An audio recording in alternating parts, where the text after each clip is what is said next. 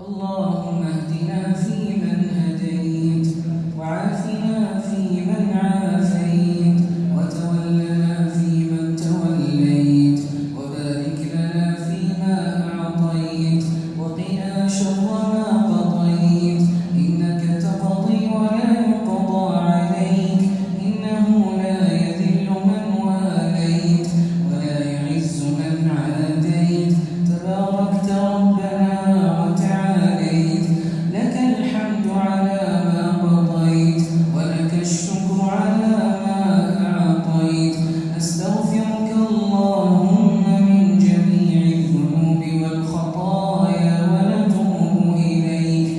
اللهم اغفر لنا ما مضى من ذنوبنا، واعصمنا فيما بقي من أعمالنا، وارزقنا عملا زاكيا ترضى به عنا. اللهم أعطنا ولا تحرمنا، وزدنا ولا تنقصنا، وأكرمنا ولا تهنا، وآثرنا ولا تؤثر علينا، وأرضنا وارض عنا، برحمتك وفضلك وجودك يا رب العالمين.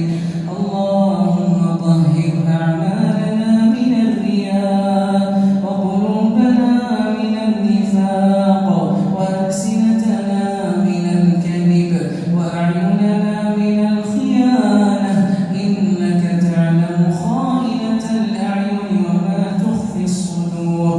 اللهم يا مقلب القلوب والأبصار، ثبت قلوبنا على دينك، برحمتك يا أرحم الراحمين.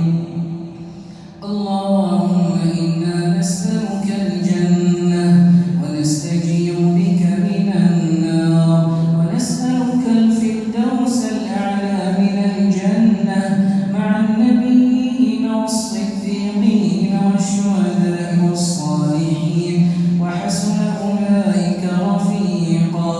ونسألك لذة النظر إلى وجهك الكريم في غير ضراء مضرة ولا فتنة مضلة، برحمتك